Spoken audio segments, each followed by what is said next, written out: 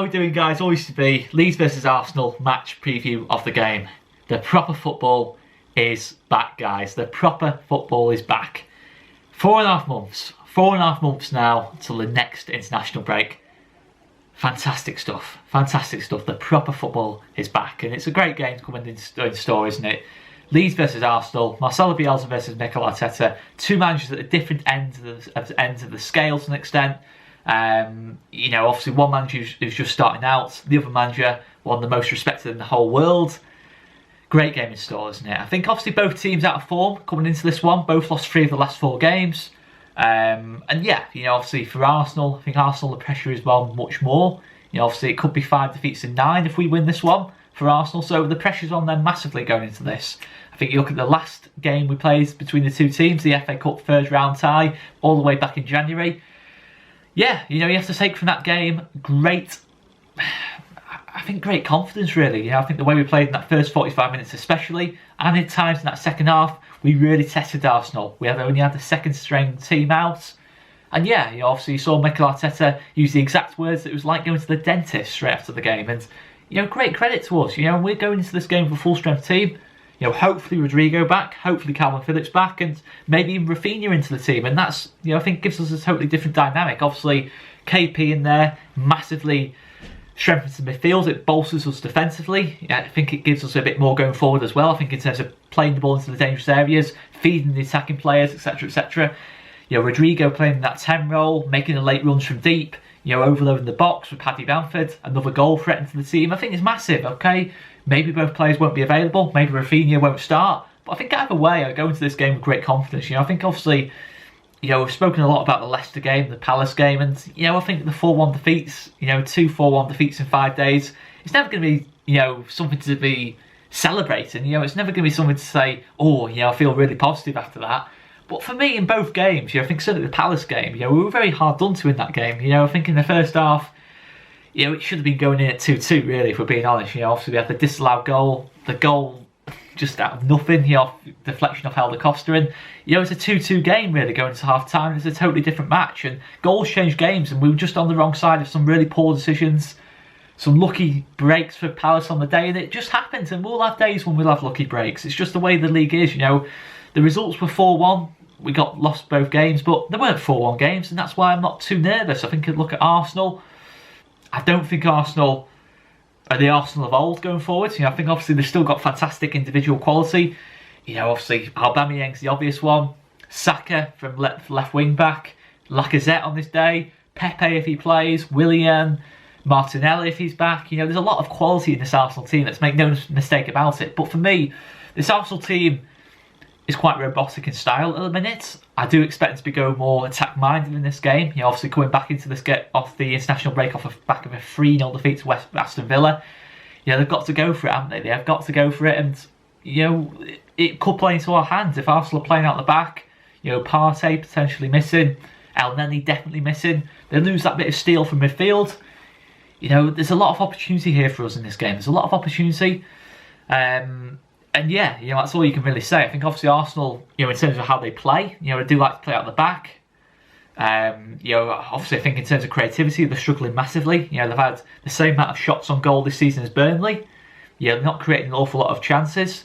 I think their XG tells a lot as well. I'm not saying they're necessarily a part of the bus team, but they're not a team that's really creating a lot at the minute. And I don't think, you look at Palace and Leicester, we're trying to play with a man-to-man marking system. The big problem for us in that man-to-man marking system was runners in behind. Harvey Barnes, Jamie Vardy, James Maddison coming on. Against Palace, you had Eze, Zaha taking on players and just freeing up space. I think I look at Arsenal, I think they don't have that kind of... I don't think Arteta's found that... what's the best word for it?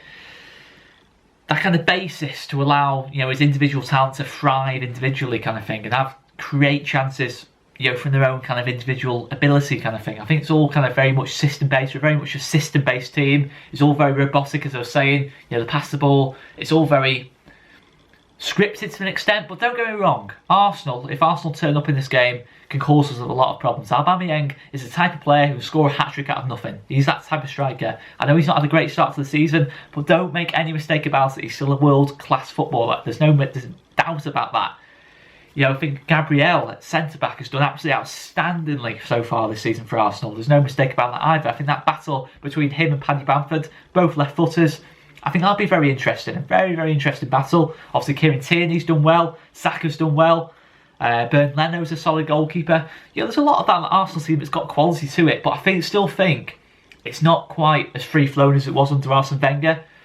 I think they're defensively probably better than what they were under Arsene Wenger. I think there's no mistake about that. I think they have got leaders at that back three, back four, whatever system they play. They have got leaders in that back three, and that's something that's going to make it tough for us to break them down from time to time. I think we'll have a lot of the ball again, like we did at the Emirates, like I think we've seen a lot of teams have against Arsenal so far this season. I think we'll look at that Villa game and say, why can't we do the same thing?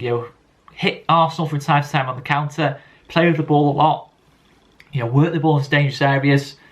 And that's the thing, you just got to have confidence in this kind of game and say, there's nothing to lose for us in this game. If we lose this game, you look at the difference in money spent, the quality of both teams. It's not the end of the world if we lose this game. The pressure is on Arsenal here. Of course, we don't want to have another heavy defeat. But I don't think it's going to come to that. I think we're going to compete. We've had 2 weeks to work on what's happened in the last 2 games.